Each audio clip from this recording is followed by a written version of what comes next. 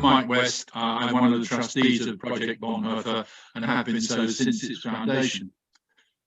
But the first question that Rose was asked was, how do people engaged in these processes keep up their energy? And one way we do this is by learning from others whose energy at any one time clearly exceeds any of our own. And that therefore I'm particularly pleased to be chairing this session, in which we're going to hear from 3 practitioners about their organisations, and we'll have a chance to question them later. The 3 are Brother Johannes, who appears in your list as London Catholic Worker. That is not the London Catholic Worker, it is the newspaper, the London Catholic Worker, which I only discovered in the research for this conference, which comes across some very radical views. Secondly, we shall hear from Juliet Kilpin, from Peaceful Borders, and thirdly, from Ben Bano, who is also a trustee of Project Bonhoeffer, and in fact has brought many of his experiences to help us shape this event. As we go through, please put your questions into the chat, and my colleague Liz, the PB administrator, is going to ensure that we trap the best of those for the most effective of those for the last quarter of an hour. You have 15 minutes each. After 12 minutes, I should start to look worried, and after 13, I shall wave my hands. Is that clear enough for you? Thank you.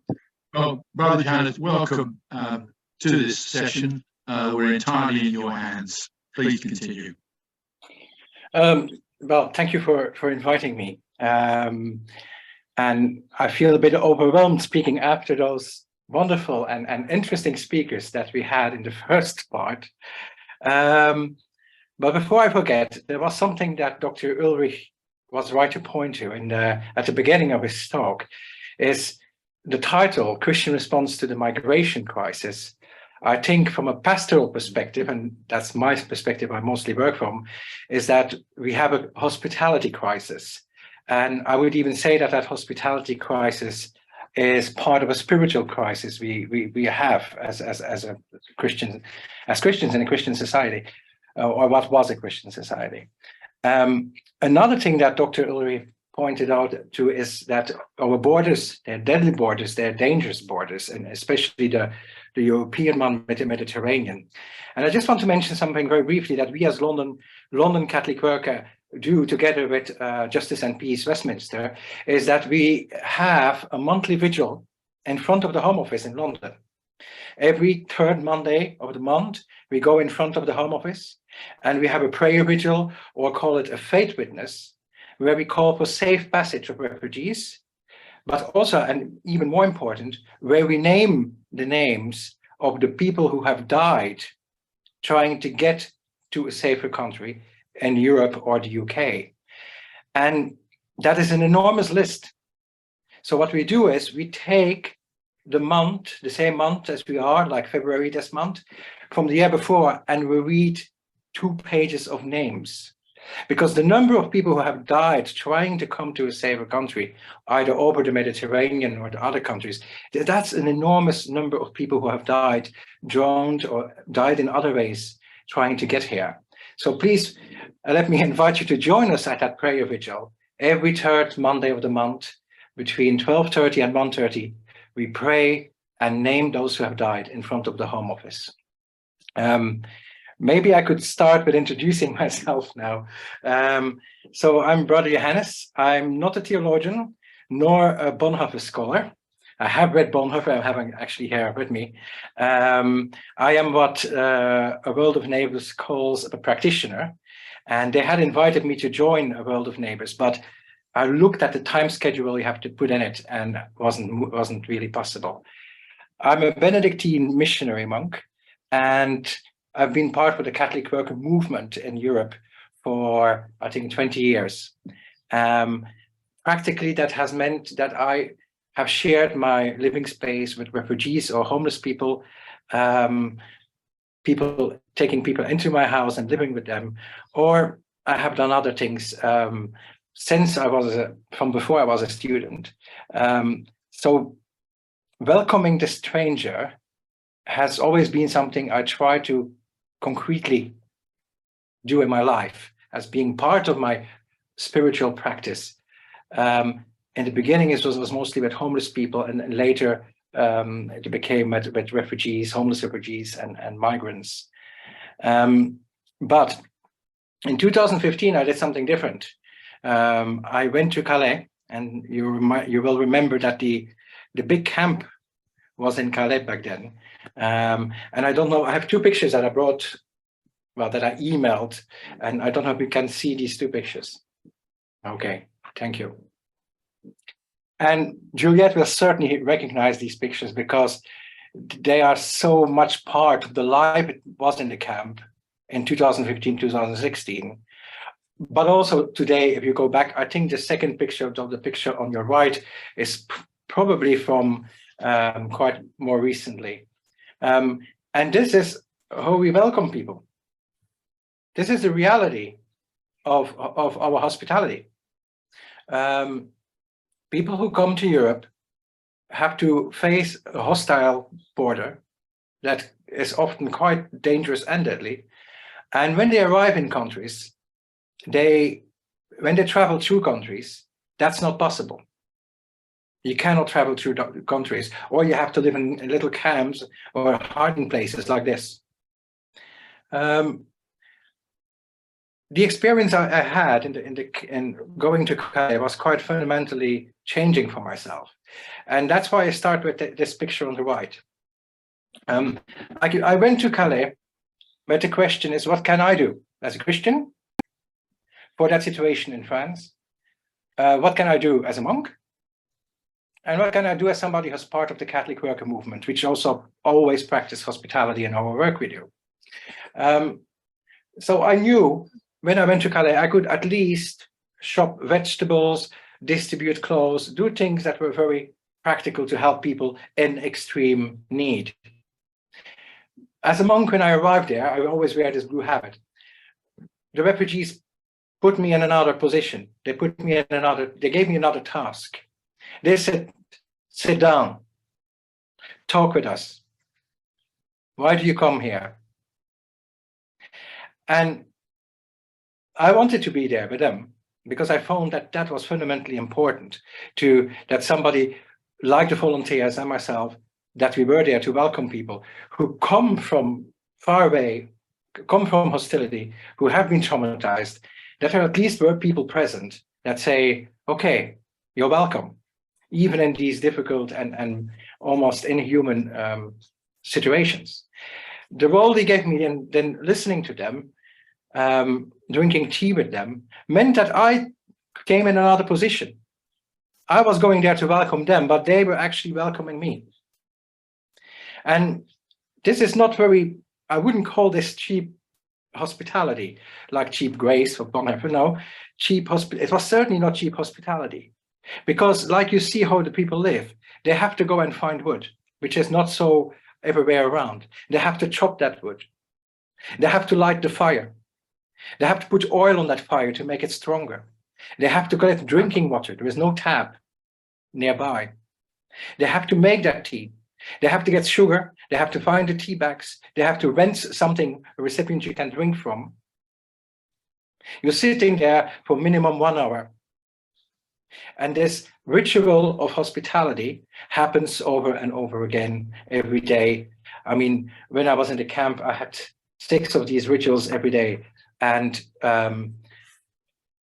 we were overwhelmed by the hospitality we received from refugees. One of the things I said once in an interview is, I want to be able to give the hospitality that I received from refugees myself. I want to become a person that is so hospitable.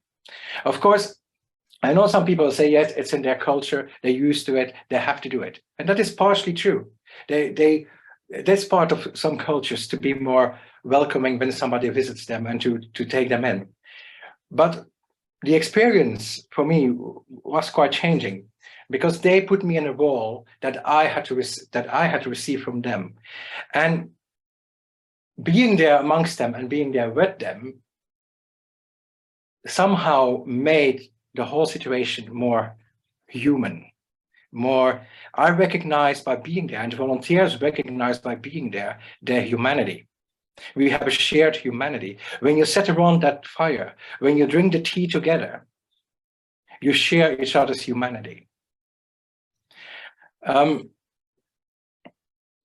2016, we opened a house, which was called Maria Skoptsova House, named after the Holy Mother Maria Skoptsova, which is an Orthodox saint. We opened that house in Calais to take in vulnerable refugees. That meant mostly young men and young women, often underage. So in this big camp in France, even today, I'm going back next week on the Wednesday and Thursday, the situation hasn't changed. It's just much smaller than back in 2016.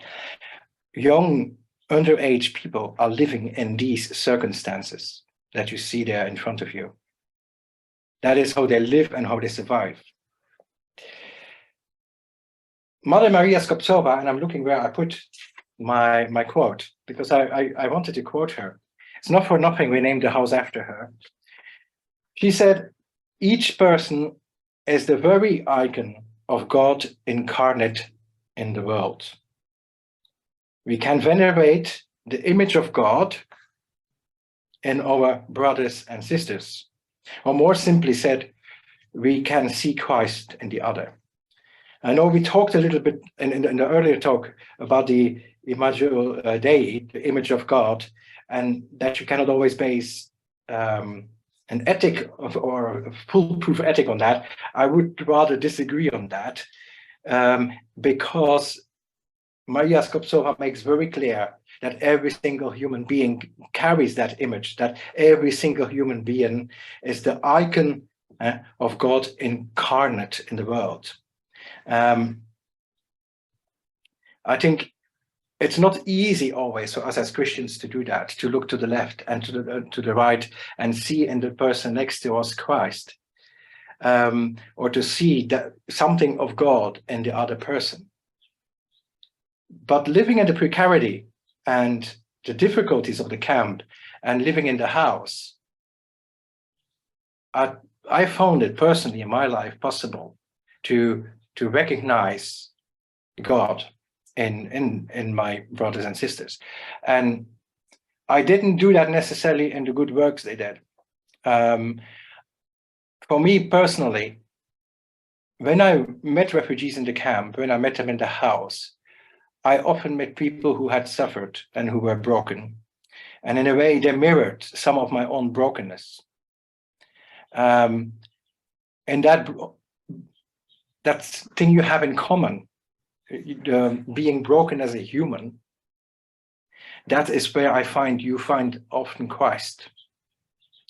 So living with refugees and working with refugees in the camp in these difficult circumstances, for me have been at the same time a very deep spiritual journey. It has not just been charity or helping the other. I feel sometimes that refugees have helped me along in my spiritual journey and in my life. And I know absolutely nobody wants them to go through this life, like you see in these pictures. Nobody wants to go through that life. That is hard. But I think it's important that we as churches and that we as Christians, that we recognize in the refugee our brother and sister, that we in the other, that we see Christ and that we welcome them. Nowadays, I moved back to London after 4 years Calais. I work on the streets. I do pastoral presence. In a way, I do the same I did in Calais, but on the streets of London. What I see is a lot of young men and young women, refugees, who have been traumatized back in their home countries and or traumatized by the journey they went through, the difficult journey. And those traumas come up in mental health issues, or they come up in behavioral issues. And it's very normal.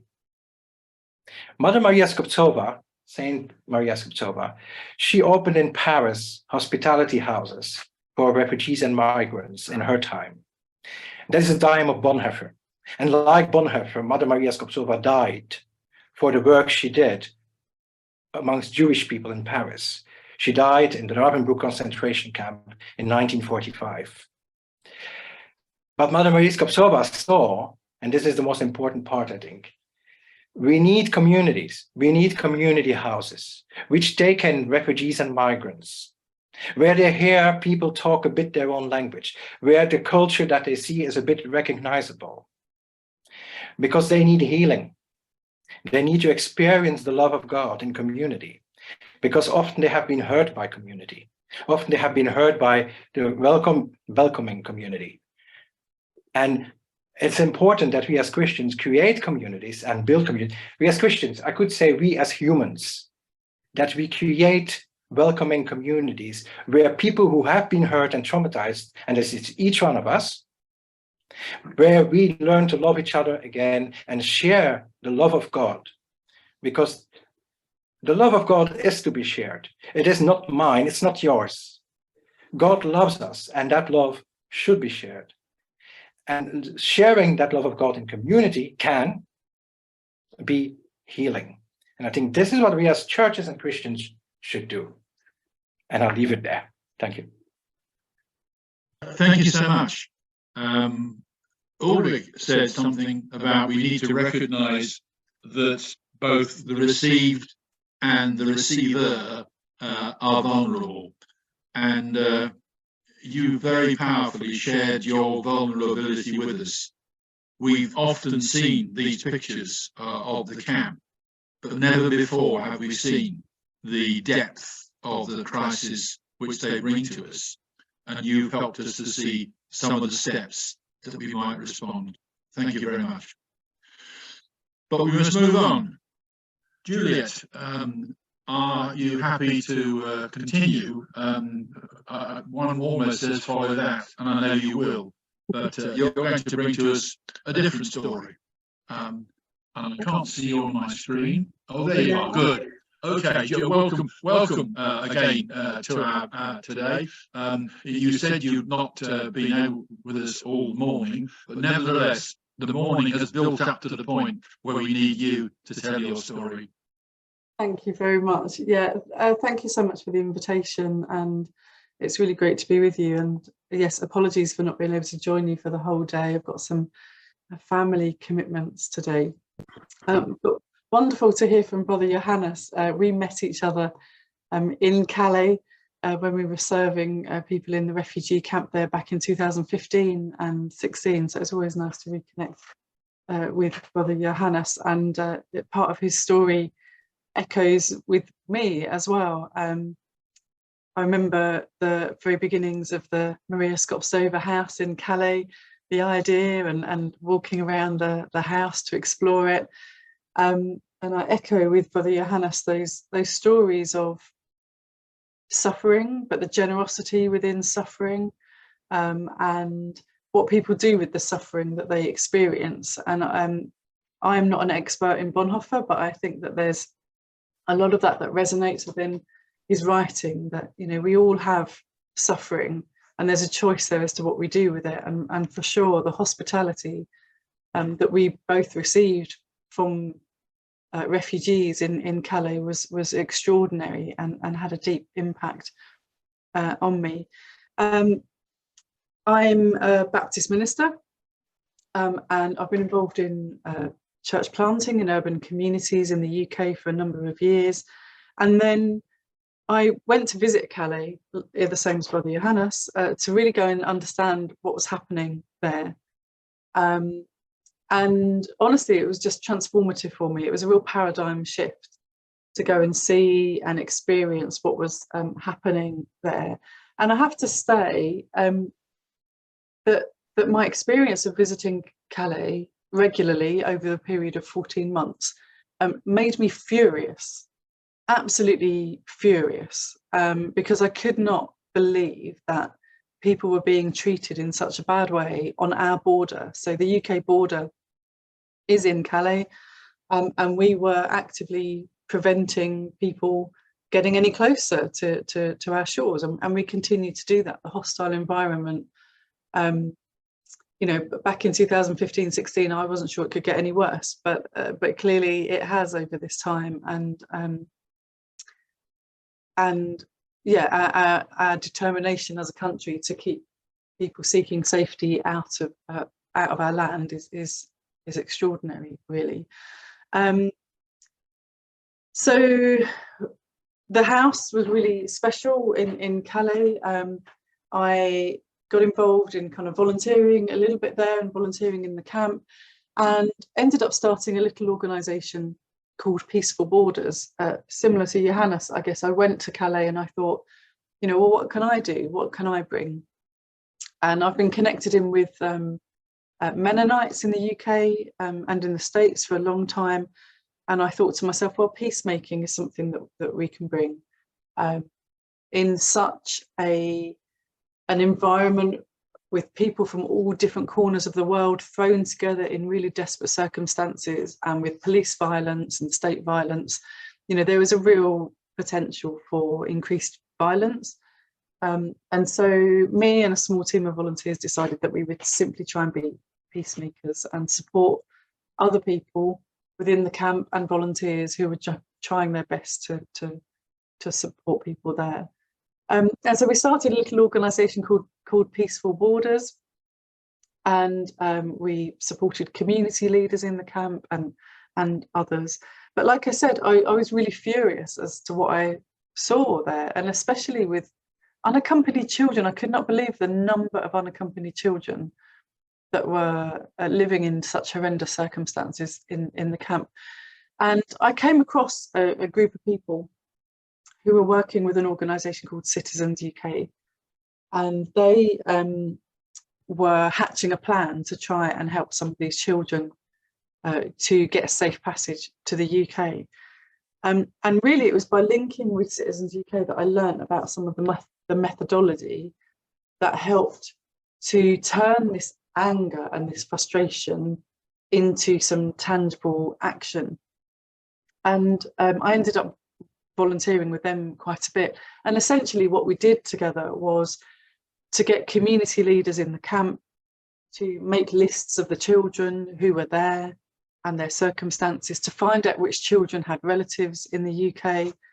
And then we used lawyers to find out whether, you know, to contact those families in the UK and to check that all kind of lined up properly. We brought people of faith, religious leaders, community leaders over from the UK to the camp to come and witness what was going on, and to take that frustration back to the UK and build people that wanted to act on this. We brought in social workers to do best interest meetings with some of these children. And eventually we found 4 children, or about 3 children and 1 vulnerable adult, whose cases we felt were really strong. And together we organised for the British government, for the Home Office, to be taken to court to show that they were not following the regulations, which were then the EU Dublin III regulations that we were part of, which legislated that a child had a legal ability to go and join family in another European country. And so this work, by now it had become known as Safe Passage. That was the organisation it turned into. And they took the Home Office to court. I think it was maybe like in January or February 2016.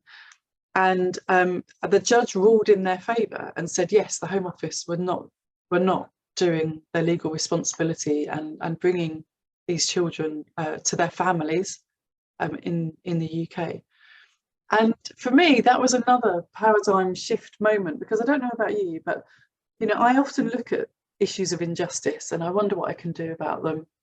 And you know, yes, I try and do what I can to be hospitable, and I do what I can to give people things that they need and to kind of put a plaster on the problem.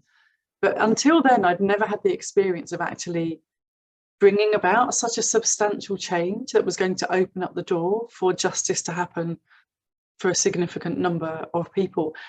And it felt amazing. It felt so good. And because of that work, that, you know, a complex team of people did, hundreds of children were brought to the UK safely and legally. And then when the camp was being demolished, there was another legislation that came in by Lord Alf Dubs that meant that another bunch of children, even without family here, could be brought to safety. And, you know, Brother Johannes and I and many others had experiences of trying to help those children to access that. And I think for me, you know, one of the things that I have heard very often from Bonhoeffer is the quote, "We are not to simply bandage the wounds of victims beneath the wheels of injustice. We are to drive a spoke into the wheel itself." And I think for me, that work with Safe Passage and with Citizens UK really taught me a bit about how to drive the spoke into the wheels of injustice. And I've learned a few things. One is that, you know, the image of driving a spoke into the wheels of injustice, I don't know about you, but it gives me images of those, you know, those films that have like Roman chariots driving around an amphitheatre or something, and, you know, some brave gladiator gets a piece of wood and in a moment, without any thought, drives it into the wheel, and of course, you know, the carriage falls over and everyone falls out, and you know, the gladiator is triumphant as a result of that.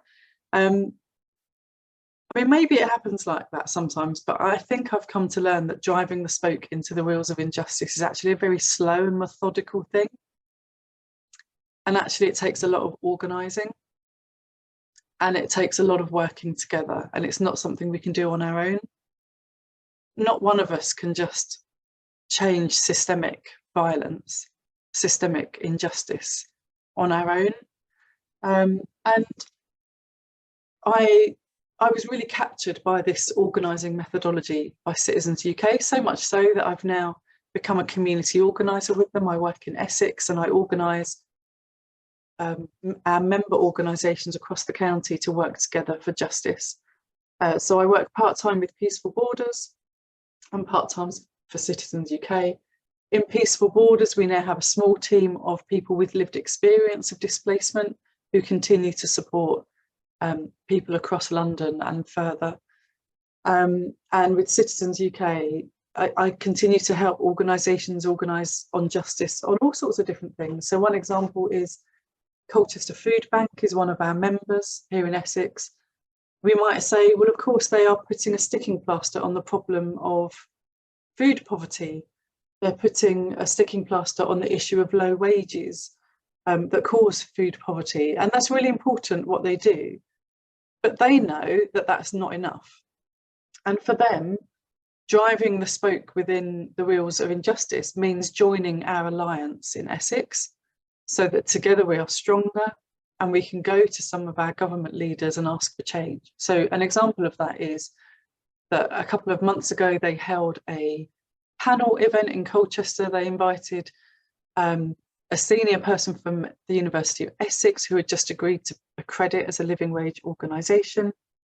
They brought in some other people from organisations that were accredited, but they brought the Mayor of Colchester to the table and asked him whether Colchester, who are accredited as a living wage employer, would also consider helping Colchester to become a living wage place, which means that the local council take on responsibility for really promoting fair wages, which ultimately help to reduce food poverty. And I just found out this week that that mayor who came to that meeting has organised a follow-up meeting where together the food bank and others can go and talk with him further about what will be involved in Colchester becoming a living wage place. So Colchester Food Bank were not able to do that in one moment. They didn't wake up one morning and say, today's the day we're going to make Colchester a living wage place. They had to do it methodically. They had to think about who needed to be at the table. They had to think about who had the power to make this happen. they had to bring testimony and evidence to the table that showed why it was needed. And they had to bring power to the table to say, you know, we as organisations of civil society in Essex believe that you should be doing this. And you know, we've started a process of negotiating with the leaders of Colchester Council now, and we'll see what happens. But I think, you know, that's definitely one thing that I've learned, that you know, the spike in the wheel of injustice is often a slow spike, but it's methodical, and it needs people to organise together, not for a one-hit wonder, not for, you know, a short period, but actually for a long, extended period of time. And just on the back of that as well, another quote that I know from Bonhoeffer is about, you know, the ultimate test of a moral society is the kind of world it leaves to its children. And I'm sure, you know, we're all concerned about that, especially environmentally, etc. But I think, you know, I'm still appalled at the number of children that get caught in this system, not only on the streets of Calais, but the Home Office is putting unaccompanied underage children in hundreds of adult hotels around the country. The Home Office continues to accommodate people in these hotels, which, you know, sounds great, but being in a hotel for a week is fine. Being in a hotel for 2 years is dehumanising, it's self-limiting, it's basically detention. And within that, there are hundreds of children. And one of the things we've been able to do in the last 2 years is to work with another great organisation, Humans for Rights Network, that also has its roots in Calais and Dunkirk. And together, we've been able to move hundreds of those children out of the hotels into the care of local authorities and into foster care, etc. But yeah, the way we treat our children and the world that we want to leave our children says a lot about the society that we are. And I think that's why Johannes and myself and many others continue to try and do what we can to be peacemakers, but to be peacemakers who organise for justice by driving that spoke methodically and with intention into the wheels of injustice. So appreciate some people that put the links, a link to Peaceful Borders into the chat there. Do click on that. Do get in touch if you'd like to find out more. Oh, I think you're on mute. There you go. Thank you. I'm in now. Thank you so much. I just pulled out of the file that produced this conference a news item about the incidence of suicide amongst young migrant men in our country, which undermines the desperate conditions that you were then talking about. I like the way you began with your anger, because we need that, but the way you've channeled it through processes seems to embody the words that Ulrich left with us, that once you begin to participate, the doors open into new things that you didn't dream were possible before. And you've told us about some impossible things that you've made possible. Thank you. So, Ben Bano comes to us to speak about seeking sanctuary. He's a town councillor in Deal, and therefore on that bit of the British border, and brings to us experience there. You heard him already in a question to Rose, but Ben, we welcome you as a formal contributor to the programme, and do please begin. Thanks very much for this. My name is Ben Bano, and thank you for the introduction, Mike. And I live in Deal, not far from Dover. And as I talk a little bit more, that fact will become a bit significant. As Mike mentioned, I'm a local councillor, and I'm also doing my master's dissertation on Barth and Bonhoeffer and their opposition to German Christians in the Nazi period. So Bonhoeffer particularly interests me. Can I just, before I start, second what Johannes said about that remarkable woman, Mother Maria Skotsova, She really is an icon and an example to us all. I have a book here, and I can put details in the chat later on about her essential writings, and her particular way in which she describes the closeness of people in need to God, and she almost develops her own theology. So if anybody's interested, just let me know, and I will certainly provide the details. I started this and my involvement with migrants quite a few years ago. In 1996, we had a lot of Slovak Roma who came to Deal, of all places, and in fact hundreds and hundreds, and nobody was quite used to this, and you can imagine some of the adverse reaction. And with my wife, we realized that we had to create houses of hospitality and welcome. And it was a slow job, but we gradually got there. Luckily, when Slovakia joined the EU, then they could actually come legally, and that wasn't an issue. And we then had the we then welcomed people from Afghan young men in the main, who were suffering from the advent of the Taliban. And so my history in all of this goes back to quite a few years. And I remember so well the fact that as soon as the Slovaks came over, their menfolk were taken to Rochester prison. And one of the things we did as a church was to hire a coach to bring the wives along for that sort of fleeting half-hour visit. But it was all very, very sad. And then I started a little organization called Seeking Sanctuary with my friend Phil Curtin. And we, over the years, I think, have really wanted to raise the profile of some of the issues going on.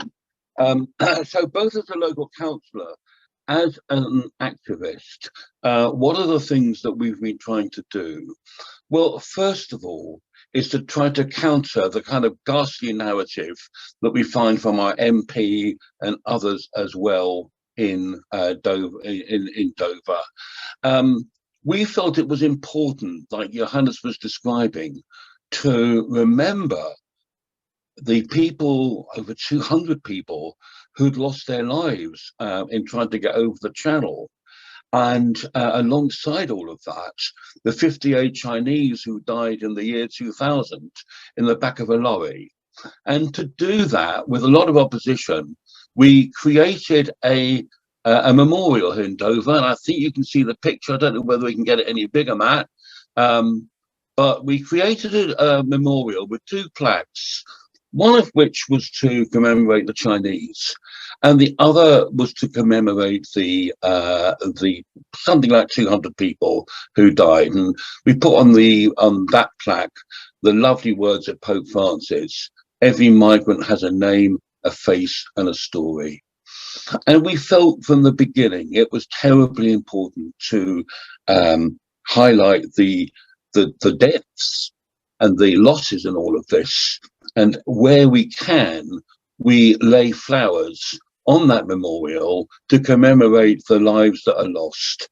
I was very taken by a very friendly BBC reporter who asked to film me laying flowers not too long ago. And I felt that gesture was actually quite powerful and symbolic, because it was shown on the 6:30 news, and it was providing an antidote to some of these stories. There's a lot of media work that's gone on, phone-ins. I have to say that the Radio Kent phone-in I don't do anymore. They're such sort of rather nasty people that I just couldn't cope with it. But other programs we try to do. So we do try to commemorate the people who have died. There's some very brave people in Calais who are called the Collectif des Morts. And one of the things that they do is that they organize funerals to lay people to rest in dignity. It's not the most obvious of causes, but it's an important one, because clearly funeral costs quite a lot. We tried to get a memorial in Calais, but the authorities didn't really want us to have it. If you ever go to Calais, there's a lovely spot not far from the Holiday Inn near Coquelles, where something like 25 to 30 Afghans laid to rest, and we try where we can to do that. One of the things that we don't realise, and people don't realise, is that when people are in danger, there's actually almost a live stream to their families back in Syria, Iraq, and whatever. And the awful part of the loss of the 27 people, which was last year, was that people and families were actually following this in time. They could hear all of it and hear the suffering of their loved ones, and that's a very powerful message. So that's important for us. We constantly are trying to kind of get over the counter narrative. We work very closely with churches, and particularly with churches in France and Belgium. Last year, we actually had a joint statement published by 6 bishops, 2 or 3 from England, including Bishop Rose, and the others from both France and Belgium, to draw attention to the fact that actually this is a shared problem. And, so we need to keep on engaging the churches and all of that, and that's important. So a lot of it is about awareness raising, and we have a sort of updates. We try where we can to kind of put the record straight. We think that sometimes we are going backwards, and then hear about a little success that we think is actually helping in all of that. The memorial, by the way, is on Dover seafront, and it's really just about 50, 100 yards from where the ferries come in. And we try certainly for the World Day for Migration and Refugees to have a service there. We had a Bishop Rose very kindly came along a year or 2 ago, and we have another bishop, and we have a lovely priest who decided he wanted to do a blessing of the sea, which I thought was quite a moving occasion. And in that sense, we were able to engage more faith communities. And not too long ago, we organised a kind of joint event with our friends in France, not physically meeting, but we went up to the green on St Margaret's Bay, not far from Dover, and kind of flashed lights to each other in solidarity. So I can only echo what Juliet and Johannes have said. Yeah, I mean, this is a sort of shared task. It's a long task, and it's a task being made more difficult. If there's one thing that stands out for me, it was about the fact that the people who were saying, and Rishi Sunak was saying, we are being invaded. I actually did 50 yards from the beach, and I really haven't yet seen a boat coming in to the extent that I feel invaded, but we have to keep going. So that's really where I come from. There'll be more work to do, there always is. When we are able to get back to France, we want to be able to, if you like, kind of be in solidarity and do the kind of things that both Juliet and Father Johannes were talking about. Thanks very much. Of all the images conjured today, the one of people in Britain shining lights across the channel to link up with their co-workers in France is just a little bit of a light in the darkness. Ben, thank you very much indeed. You brought a strand to our discussion today. I hope Matt can assemble the 3 speakers on the screen, and as he does so, I'm going to use my position of power to tell you just one thing about our situation in Sheffield. Sheffield was the first city sanctuary, and we have in the city centre a 3-storey building, which is the place of sanctuary. One of its great advantages is that the ground floor is on a pedestrian street, and it's a shop front, and that therefore people can, from the outside, can look in. People who don't know what we're doing can look in and see what good work is being done. People who are not sure that they're going to be welcomed, and that must be true of many, many asylum seekers that are not experiencing welcome, that they can look in and see that there will be a welcome for them. And based upon that, we're just putting forward a petition, following, I think, perhaps the good contact that Juliet spoke of in Chelmsford. We're asking the City Council first to fight the national anti-refugees law, to sign up to that as a City Council. We want the City Council to appoint a migrant champion for the city in order to lead and to coordinate the very many strands which are happening, and to ensure that where these are done by voluntary organisations, there's sufficient support. So that's one of the things that we're doing here in Sheffield, and the picture of this shop front with City of Sanctuary over the top is something which I think we can be just a teeny bit proud of. Okay, Liz, have we got some questions for what I will now call the panel? They appear at the top of my screen. That's, I hope, what you're seeing. Matt, can you unmute them, or do they have to do it themselves? Ben's unmuted. Johannes is unmuted. Juliet? I'm unmuted too. Okay. We've not yet got any questions in the chat. So if people have questions, I'd encourage you to put them in. Or perhaps Mike, do you have a question you'd like to start us off with? I'd be more democratic and say, if you wave your hand and I can see you, you're in.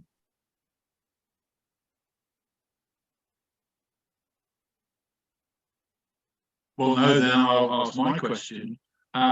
It comes back to the fact that the airwaves are dominated by people who speak about the invasion, the threat to our country. Where can we find, at a public level, those who are speaking a different language? They seem, even in the centrist newspaper that I read, not to be there loud enough. Are there any hopes for a spokesperson for a different view?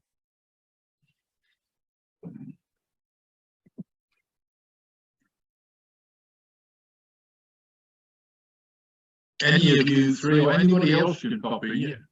Yeah. Johannes, you start. Good.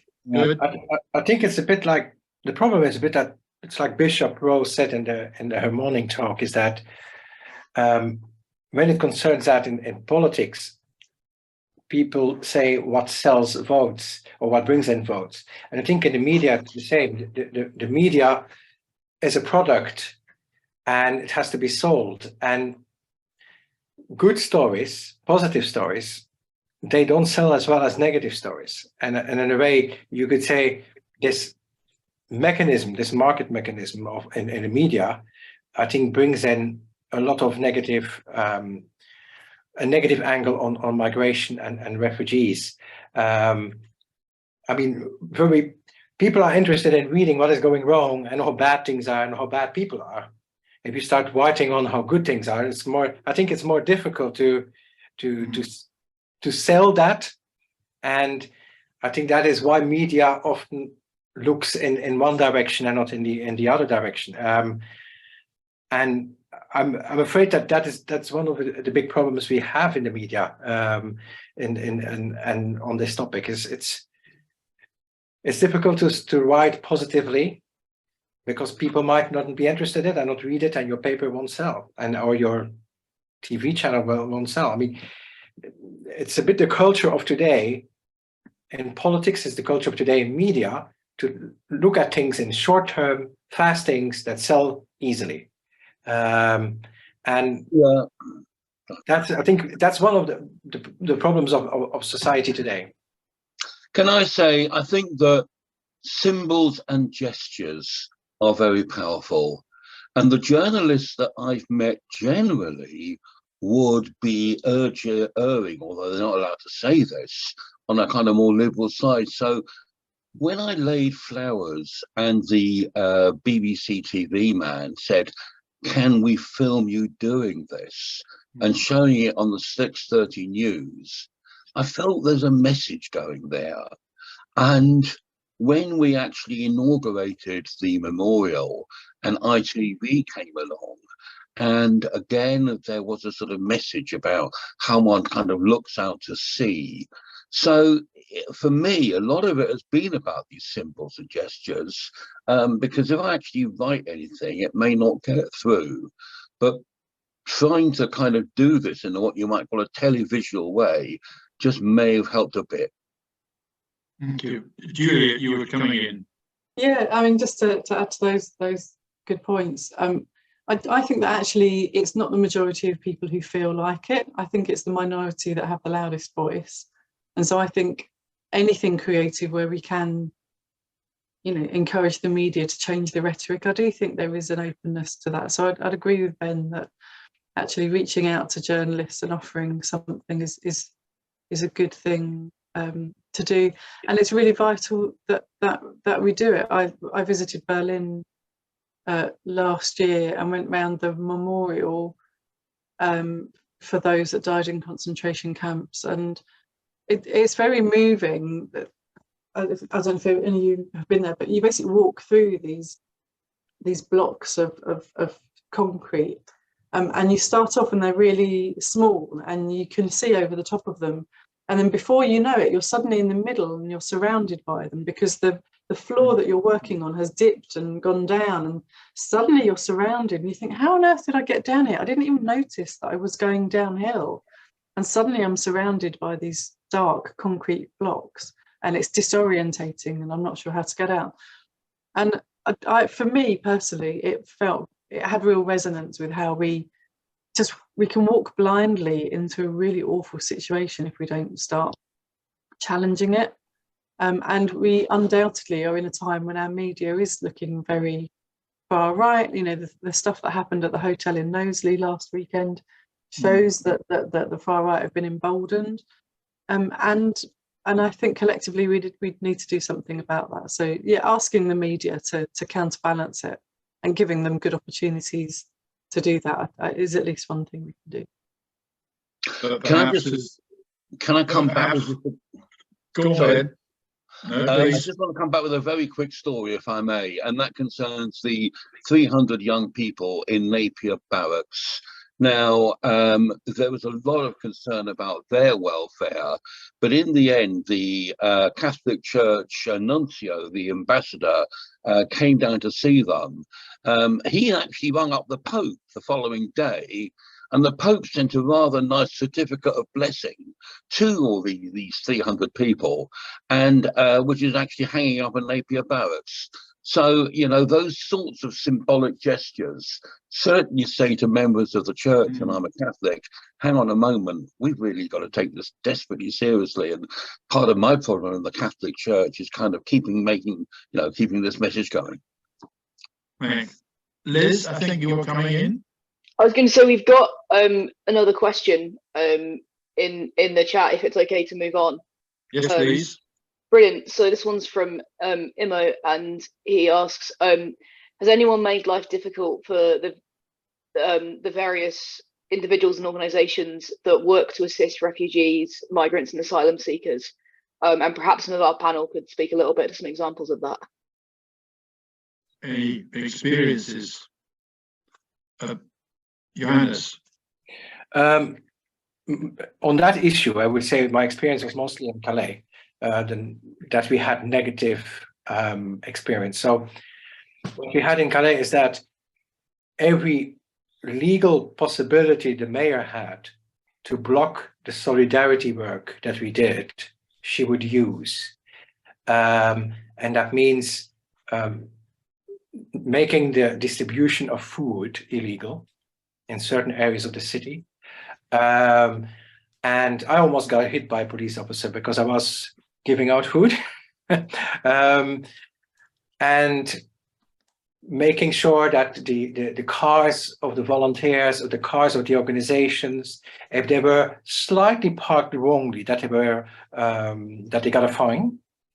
Even at that level, that at one time I was there, that the police rebel. I mean, the police routier, the police that does the highway and things like that, that they rebel. That is said to the commander, no, we are not giving fines to people because they're giving out food. So there was resistance, or the city blocked the entrance of the Secours Catholique de Caritas Day Center by putting a container in front of the gate. So there has been resistance, and there has been mostly from government, and also sadly from far right groups. Yeah, I mean, I'd echo that, Brother Johannes. Most of my experiences have been it's been state violence about it. So whether it's from the French police or border force. So I mean, I went through a season. So I used to go to Calais once a week for 14 months. So I was back and forth a lot, and for a number of months, I mean, I got stopped every single time, like going over and coming back. And in fact, you know, I mentioned to a friend of mine who works with border force. I said, like, you know, what's happened? I'm being stopped every single time. Like, I understand you should get stopped occasionally and checked, but like, this is every single crossing. And he said, oh, you've probably just been flagged. So, you know, I suspect that there's quite a lot of volunteers who have been flagged on a system and experience some kind of difficulties because of that. And I think, I mean, in terms of a UK perspective, trying to go to hotels that are accommodating asylum seekers and offering help. I mean, some people have some really good experiences with those hotels. I've also had some really bad experiences where actually the managers of those hotels or the managers of the security companies that manage the hotels are incredibly intimidating and rude and disrespectful. And yeah, that feels very quite scary actually, when all you're doing is trying to go and offer some support, make sure people can access stuff.